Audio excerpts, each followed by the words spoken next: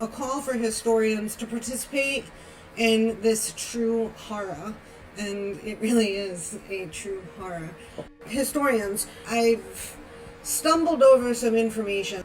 Mental American Monster, the Sprawl of American Psychiatry, uses 19th century evidence involving one of the first United States public lunatic asylums that really changes the story of psychiatry and the history of America. This call for historians isn't so much to hear about the history of psychiatry, although I'm very much open to that and intend to do that in the future. This call is really for people who study 18th and 19th century America and who can position the information that I've pulled together, and whether or not being exposed to that information changes the way that they view history. That's really what I'm trying to understand. How does somebody who talks about the period of time from the Gaspee affair, or the Stamp Act tax, or the Sons of Liberty, just prior to the American Revolution, through the end of the Civil War, how would a historian talk about that period of time? Would psychiatry even come into the discussion? And then, once given this information that I've put together, does that information in any way change their perspective about their understanding of the history of America? I believe that if we retell the history of America challenging the authority of psychiatry, or just not accepting the authority of psychiatry, that we'll have an entirely different history of America and really see the ways that psychiatry has been directly implicated inside of this process. To try to create the context of the establishment of the American Psychiatric Association by looking at historically what was occurring, the way I got to this wasn't by looking at the historical moment. It was looking rather at how these individual players wound up connecting with each other over time.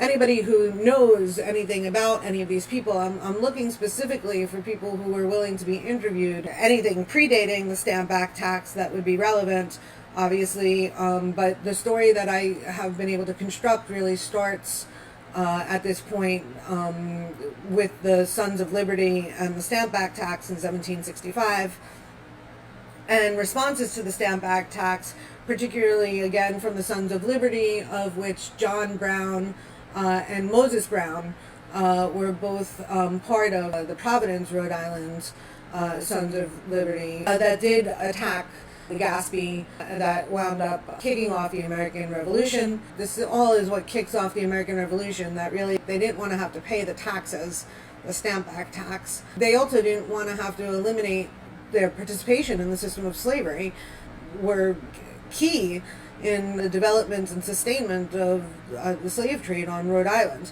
Henry, in 1765, winds up attacking the Stamp Act tax in one of his most famous speeches, "If this be treason, make the most of it." And while Patrick Henry may have spoke about liberation, he himself participated in the system of slavery and enslaved people. John Brown actually was the first person legally held responsible for the slave trade on Rhode Island, and then he appealed and won and was voted into the legislature, and then eventually winds up being just a profiteer, founder of Providence Bank. Moses Brown, after the voyage of the slave ship Sally, came back with all of the people dead on it. Moses Brown had a rise of conscience, and he abandoned his role in the family slave trade. We can trace back the history of psychiatry now and its funding to the Sons of Liberty, who were responsible for the Rhode Island slave trade, John Brown and Moses Brown. Wanting to maintain the system of slavery and nothing short of that. That was really what the American Revolution was about, if you read Horne's accounting of it, going back to, again, to the Gaspee affair, and led by the Sons of Liberty, the slave traders, John Brown and Moses Brown. This is Thomas W. Dorr, the extra-legal governor of Rhode Island, 1841 to 1843.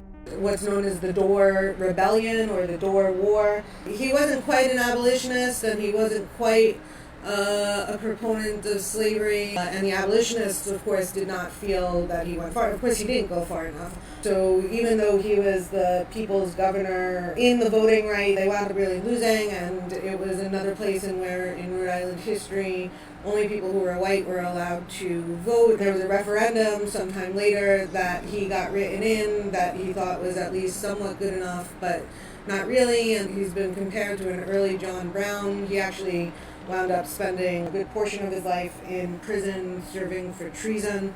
I think maybe in the 1850s he was released in solitary confinement and hard labor. Dorr winds up becoming a major player inside of this in the Dorr Rebellion. If anybody knows anything about any of this, please help, because I think there is a story inside of it.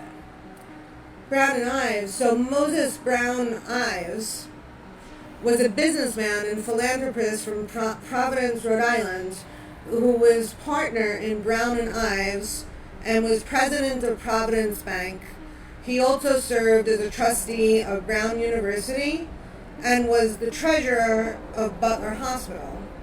Moses Brown Ives was named after Moses Brown, the co-founder of Brown University, the slave trader who had a rise of conscience and developed the Friends School, who is the brother of John Brown, the first person legally held accountable for the slave trade on Rhode Island, who then appealed and won and became a legislator and one of the founders of Providence Bank. So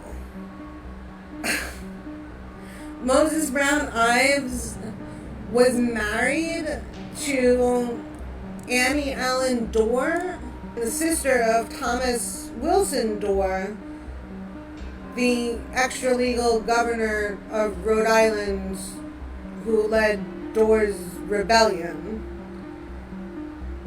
I guess because they were the bank, right? I mean, why else would Cyrus Butler, Brown, and Ives be making a statement saying that they have neither jointly nor individually lent the state during the last year $1, nor is it now directly or indirectly indebted to us for any sum or sums of money. And so, again, it's this confusion of how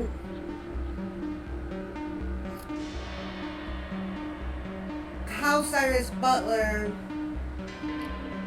is connected to Moses Brown Ives, and Moses Brown Ives, of course, is directly related to Nicholas Brown Jr., who Cyrus Butler, at Dorothea Dix's suggestion, outbid. But they're all profiteers and deeply intertwined with the Providence, Rhode Island slave trade. Nicholas Brown Jr. had already given money. Dorothea Dix then convinced Cyrus Butler to outbid so that the hospital, the institution, the lunatic asylum, would be named after Cyrus Butler as opposed to the Brown family. This is Mental American Monster, the Sprawl of American Psychiatry. If you'd like to be involved with this true horror, contact me, Lauren Tenney, at 516-319-4295. Until next time.